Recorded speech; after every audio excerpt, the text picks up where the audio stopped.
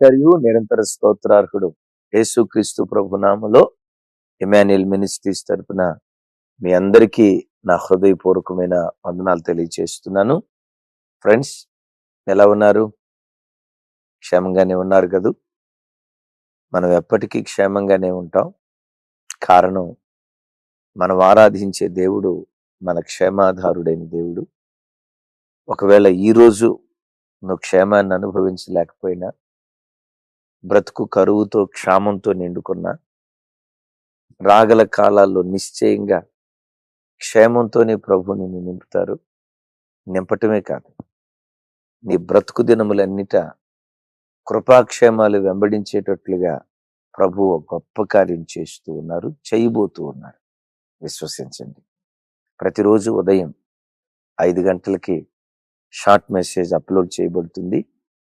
అనేక మంది విని వారు పొందుకున్న ఆత్మీయ అనుభూతులు కామెంట్ల రూపంలో, ఫోన్ల రూపంలో తెలియచేస్తున్నారు.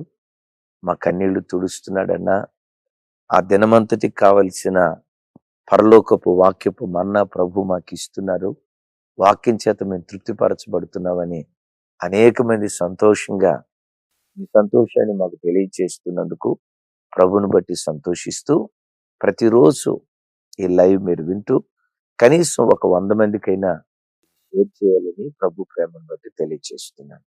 మంచిది. ఈ దినం ప్రభు మనతో మాట్లాడబోతున్న వాక్యాన్ని ధ్యానించుదాం. సామెతల గ్రంథం 24వ అధ్యాయం 10వ వచనం.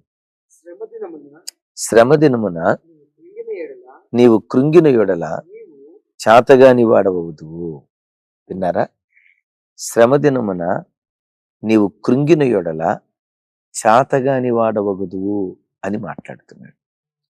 మానవ జీవితంలో శ్రమలనేవి సహజం. శ్రమను అనుభవించిన నరుడు గాని, శ్రమ పొందని వ్యక్తి గాని ఈ భూమి మీద ఏ మనుష్యుడు లేడు. వింటున్నారా? బిల్ గేట్స్ మొదలుకొని సాధారణమైన మనిషి వరకు ప్రతి మనిషి ఏదో ఒక సమయంలో, ఏదో ఒక సందర్భంలో శ్రమను అనుభవిస్తూనే ఉంటారు. అక్కడ దాకెందుకండి? మన ఆరాధ్య దైవం ప్రభు అయిన యేసుక్రీస్తు వారు సత్శరీరునిగా ఈ లోకంలో సంచరించేటప్పుడు నీ ప్రభు శ్రమలు అనుభవించలేదా? ప్రతి మనిషి లోకంలో బ్రతుకుతున్నప్పుడు ఏదో ఒక సందర్భంలో శ్రమలు అనుభవించాల్సిందే. కానీ దేవుడు ఇక్కడ అంటాడు, శ్రమ నీకు ఎదురైనప్పుడు కృంగిపోకు. శ్రమ నీకు ఎదురైనప్పుడు ఇక నా జీవితం అంతా అయిపోయింది, శూన్యం, నా బ్రతుకులో నాకేమీ మిగలలేదని అధైర్యపడకు, భయపడకు.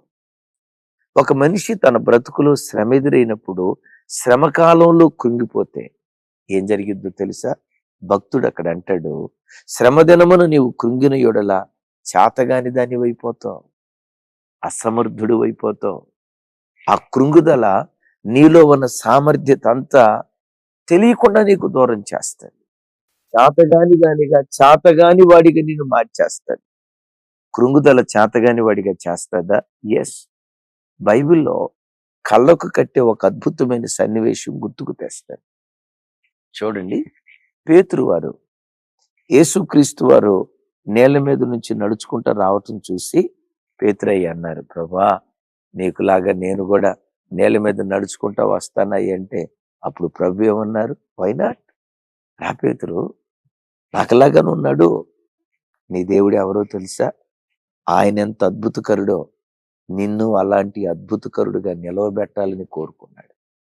ఆయన ఎంత గొప్పవాడో నిన్ను అంత గొప్పవాడిగా చూడాలని దేవుడు ఆశపడ్డాడు. చూడండి, రా పేతురు నడుచుకుంటారా అంటే యేసయ్య మాట విని నేల మీద నడుచుకుంటా వెళ్తున్నాడు. కొంత దూరం నడిచిన తర్వాత ఆ భయంకరమైన గాలిని చూశాడు, కెరటాలను చూశాడు, ఉప్పొంగుతున్న ఆ వాతావరణాన్ని చూశాడు. బైబిల్లో రాయబడిన మాట ఏంటో తెలుసా? పేతురు గాలిని చూసి భయపడి మునిగిపోసాగాను. చూడండి, మత్తయి సువార్త 14వ అధ్యాయం 30వ వచనం. గాలిని చూచి మునిగిపోసాగి, ప్రభువా నన్ను రక్షించుమని కేకలు వేశాను. ఎంత విచిత్రమో చూడండి. ప్రభువా నన్ను రక్షించుము అని కేకలు వేశాను, మునిగిపోతున్నాడు. ఎందుకు మునిగిపోతున్నాడు తెలుసా? భయపడటాన్ని బట్టి. వాక్యం వింటున్న దేవుని బిడ్డ, నీ జీవితంలో కూడా నువ్వు భయపడితే ఆ భయం నువ్వు మునిగిపోయేటట్లుగా చేస్తాడు. నేనంట, పేతురు గారు మునిగిపోవటానికి పేతురు గారికి ఈత రాదా? వినండి ఒకసారి. పేతురు గారికి ఈత రాదా? పేతురు గారు ఎవరు? చేపలు పట్టేవాడు. పేతురు గారి వృత్తి ఏంటి? చేపలు పట్టే వృత్తి. మీకు తెలుసు కదండి, అసలు పేతురు గారి ఊరే బేత్సయిదా. బేత్సయిదా అంటే మన భాషలో చెప్పాలంటే మచిలీపట్నం. మన కృష్ణా జిల్లాలో మచిలీపట్నం ఉంది కదా, మచిలీ అంటే చేప, చేపల పట్నం. పేతురు గారిది బేత్సయిదా. బేత్ అంటే ఇల్లు, ఇదా అంటే చేపలు, చేపల ఇల్లు, చేపల పల్లె.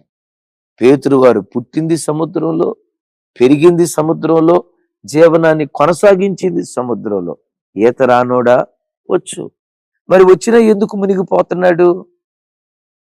శ్రమ దినాన్ని కృంగాడు కదా, ఆ కృంగుదల తనకు ఈతొచ్చినా ఆ కృంగుదల చేతగాని వాడిగా పేతురును మార్చింది. తమ్ముడు, నీ లోపట ఎన్నో దేవుడు తలాంతులు ఉంచాడు. నువ్వు సామర్థ్యం కలిగిన వాడివి. చదువుల్లో అద్భుతంగా నువ్వు రాణించగలిగిన వాడివి. ఎస్, వ్యాపారంలో రాణించగలిగే సామర్థ్యం దేవుడు నీ లోపట ఉంచాడు. కానీ ఎందుకు నువ్వు రాణించలేకపోతున్నావో తెలుసా? చిన్న శ్రమ రావటంతో కృంగిపోతున్నావు. చిన్న శ్రమ రావటంతో బలహీన పడిపోతున్నావు. ఆ కృంగుదల సామర్థ్యం కలిగిన నిన్ను అసమర్థుడిగా మారుస్తుంది. నీవు ఆరాధించే నీ దేవుడు నిన్ను అసమర్థుడిగా పుట్టించలేదు, నువ్వు సమర్థుడివే. ఏ శ్రమను బట్టి కృంగిపోతున్నావు? ఏ శ్రమను బట్టి అధైర్యపడుతున్నావు? దేవుడు ఇక్కడ అంటాడు, శ్రమ దినమున నీవు కృంగిన యొడల చేతగాని వాడి వగుదు. ఇలా శ్రమలు వచ్చి నిన్ను కృంగదీసేటప్పుడు, ఆ కృంగదీసే శ్రమల మధ్యలో మనం ఎలా బ్రతకాలో ఒక అద్భుతమైన కీర్తన, అదే 42వ కీర్తన 5వ చరణం చూడండి. ఎస్, నా ప్రాణమా నీవేళ కృంగి ఉన్నావు, నాలో ఎలా తొందరపడుచున్నావు? దేవుని యందు నిరీక్షణ ఉంచుము, ఆయనే నా రక్షణకర్త అనియు నా దేవుడనియు చెప్పుకొనుచు ఇంకను ఆయనను స్తుతించేదను. హల్లెలూయా. విన్నారు ఈ మాట? భక్తుడు ఇక్కడ అంటాడు, తన ప్రాణం కృంగిపోతా ఉంటే విచిత్రం చూడండి, తన ప్రాణంతో తాను మాట్లాడుకుంటున్నాడు. నా ప్రాణమా నీవేళ నాలో కృంగి ఉన్నావు? తమ్ముడు, నీ లోపట ఏదైనా భయం పుడుతుందా?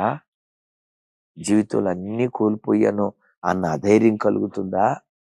కృంగిపోయిన స్థితిలో ఉన్నావా? నీ ప్రాణంతో నువ్వు మాట్లాడుకోయా. నా ప్రాణమా నీవేళ కృంగి ఉన్నావు? నా ప్రాణమా ఎందుకు తొందరపడుచున్నావు? దేవుని యందు నిరీక్షణుంచు. Praise the lord. దేవుని యందు నిరీక్షణుంచు.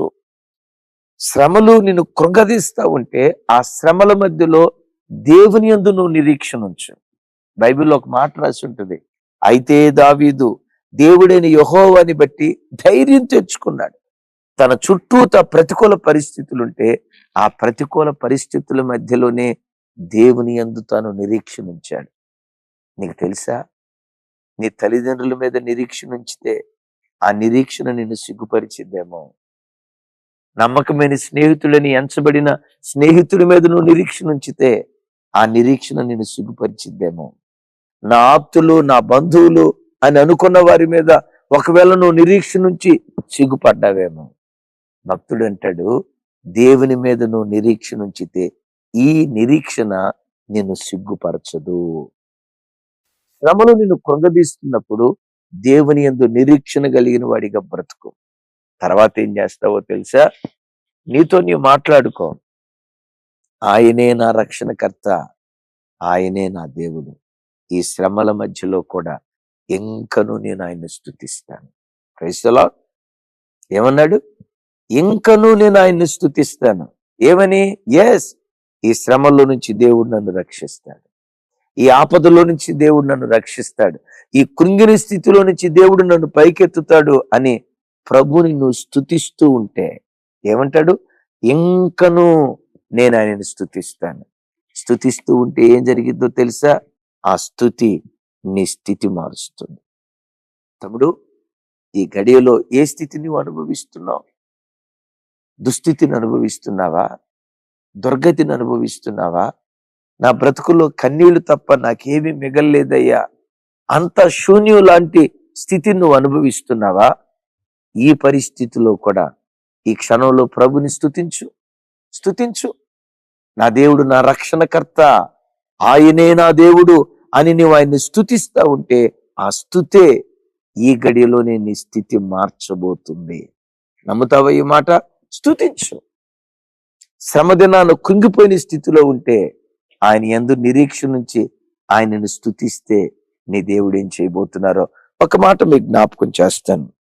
145 కీర్తన 14 వచ్చారండి.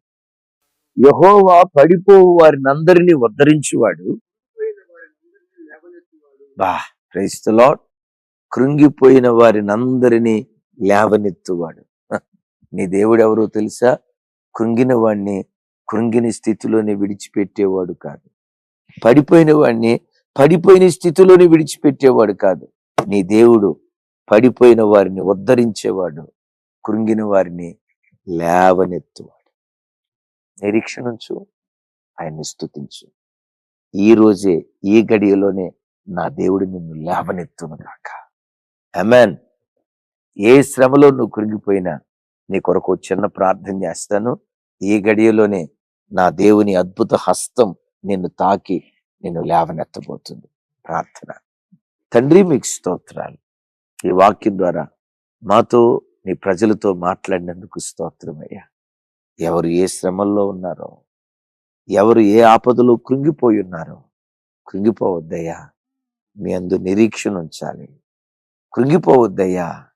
ఆ స్థితిలో కూడా ఇంకనూ నేను స్తుతించాలి. స్తుతిస్తుండగా ఇప్పుడే నీ బిడ్డల స్థితి మీరు మార్చుదురుగాక. కృంగిన బిడ్డలను లేవనెత్తుదురుగాక. పడిపోయిన వారిని యేసు నామములో ఈ గడియలోనే మీరు ఉద్ధరించుదురుగాక. యేసు నామములో ప్రార్థించి స్తుతించి పొంది ఉన్నాం తండ్రి. తండ్రి అయిన దేవుని ప్రేమ, కుమారుడైన యేసుక్రీస్తు వారి దివ్య కృప, పరిశుద్ధాత్మ దేవుని సహవాసం మనకు సకల పరిశుద్ధులకు సదా తోడయుండి నడిపించును గాక. Thank you. మీరు విన్న ఈ వర్తమానం కనీసం ఒక 100 మందికైనా షేర్ చేయండి. సువార్త పనిలో పాలిభాగస్తులు కండి. May God bless you. Thank you.